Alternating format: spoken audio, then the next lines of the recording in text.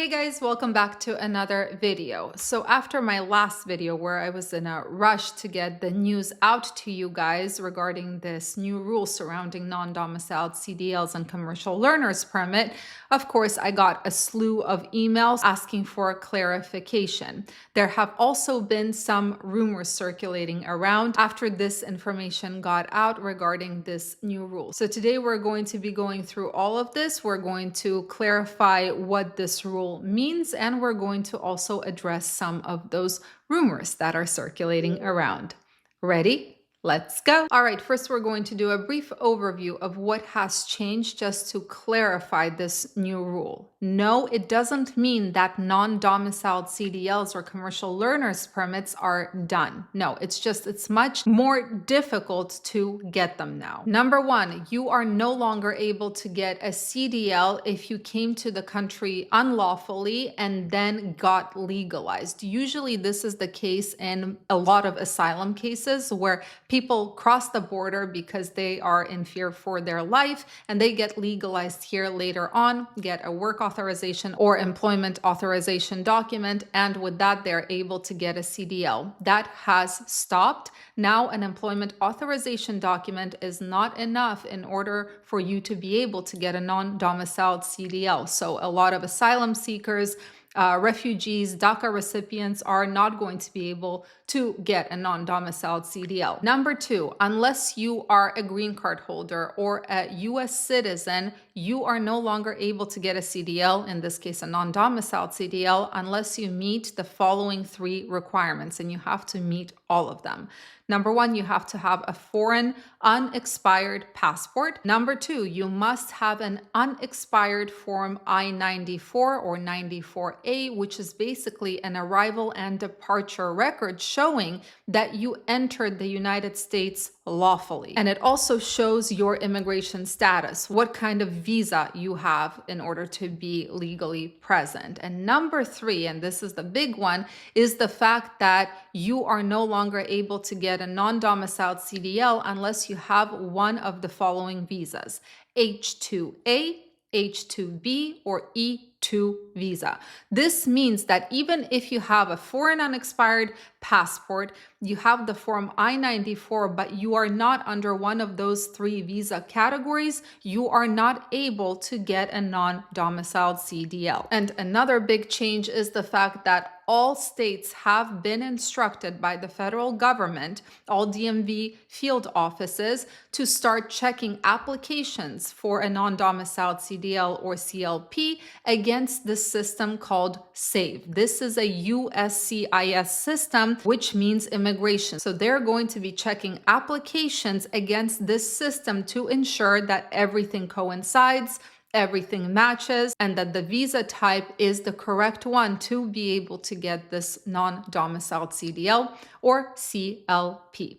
All right, now let's go through some of the questions that I received or read. The question that I see everywhere right now, including in my inbox, is the following. If I have a non-domiciled CDL, but I got it with the help of an employment authorization document, I do not have a Form I-94 or 94A, will my CDL get downgraded? The answer to that is yes, it could. The FMCSA specifically told states that they are to downgrade CDLs if they become aware that the CDL holder was either issued a non-domiciled CDL improperly, or if they were issued a non-domiciled CDL when they shouldn't have been issued one under the new rules, meaning that even if you were issued it properly, but now you do not fall into one of those three visa categories or don't have an I-94 form, it could be downgraded. Now, downgrading the CDL is one thing that requires some work on the part of the DMV, right? On the DMV's part, but non-renewal is a real thing, right? So if your CDL is non-domiciled CDL is expiring and you don't fit one of those categories, that means that you are not going to be able to renew that CDL. Number two question is, I was just about to get a CDL using my work authorization or employment authorization document. Does that mean that I cannot get one now? Yes, currently The states were instructed by the federal government to stop all issuance of non-domiciled CDL or CLPs, regardless of whether you meet the new requirements or you don't. The reason they're doing it is because they want states to first be able to comply with the new rule, which means they have to get those vetting systems in place before they start issuing those non-domiciled CDLs again. Third question, and this one it's not something that I was asked personally, at least not by email, but it has been circulating around. Does this new rule affect B1 visa holders? The answer is no. A non-domiciled CDL is a commercial driver's license for folks who are not residents in the United States, while a B1 visa allows foreign nationals to enter the United States for short-term business purposes. In the trucking industry, B1 visa holders are able to enter usually from Mexico or Canada into the United States to deliver a load. They are prohibited from performing cabotage, meaning that they cannot pick up a shipment at one location in the United States and deliver a shipment in a different location in the United States. Now, this is a completely different immigration topic. It's a different issue in trucking that, as far as I know of, has not yet been directly addressed. But no, this new rule has nothing to do with B1 visa holders. Now let's talk about some rumors I have heard and seen through the grapevine. This is all hearsay. You're not going to find any articles about this, at least not yet, but this is what people are saying, so I thought it was worth talking about. Number one, I was talking to a guy who works in insurance in the trucking industry, and I was asking him, for the sake of this video, what it means. I asked him, this new rule, considering this is now in effect, what are insurance carriers saying? His response to that was that a lot of insurance carriers are talking about no longer insuring any driver who has a limited term or non-domiciled CDL. So when I pushed back and asked him, well, listen, there are some categories where it is appropriate to have a non-domiciled CDL. Are they going to be checking the immigration status?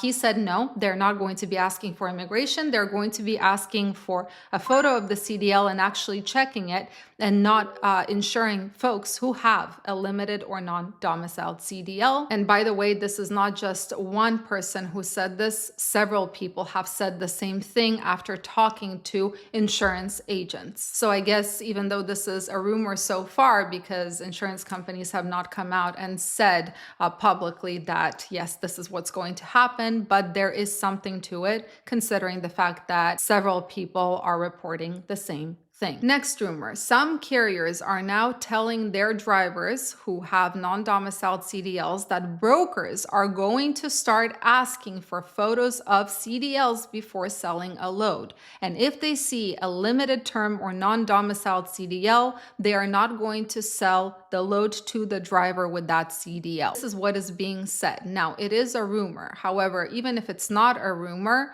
and if it's true, we have to realize that brokers are most likely going to do that until they feel a squeeze in terms of money, and then they're likely to turn more of a blind eye. Although I do have to say that as of late, every single load we have hauled, and we work with a ton of different brokers, every single one required English language proficiency. Not only that, but they also called the driver in order to confirm that this driver is proficient in the English language. Again, so far, this non-domiciled CDL photos is just a rumor, but I guess we'll wait and see. Finally, we have to talk about California, because there is a rumor circulating that California is not going to comply with the federal law, and I do tend to agree.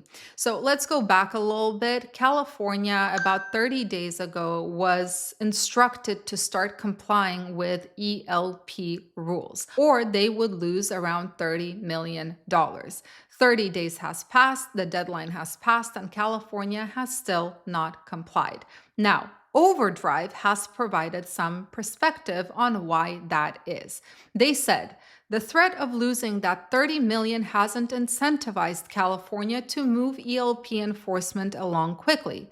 To put the amount in perspective, the state's entire government operates with a $300 billion annual budget and an $11 billion rainy day fund, which means that $30 million, or the threat of losing $30 million to California, is more like the threat of losing some spare change. Now, albeit spare change that I'd love to have, but to California, it's not that much. In the case of non-domiciled CDLs, Sean Duffy said that if states do not comply within the first year, they lose $160 million in funding. In the second year, that amount is going to double. But here's the thing. The press office of Governor Gavin Newsom already kind of responded to that, and instead of saying anything about compliance, they started finger pointing. They started saying, we are fine, but that state is worse and this state is worse. California is golden. So it was interesting to see the reaction, and Sean Duffy actually reposted that reply saying that it's an unacceptable response. So we'll see if California complies or not, but the point is they did not comply with the ELP requirement, despite the fact that they would lose $30 million. So that's where we are right now. I hope that this video somewhat clarified what this new rule is all about. And yeah, I guess we will see what happens next. Anyway, guys, I'm wishing you a fantastic start to your week. Stay safe, stay healthy, and keep learning. See you in the next video.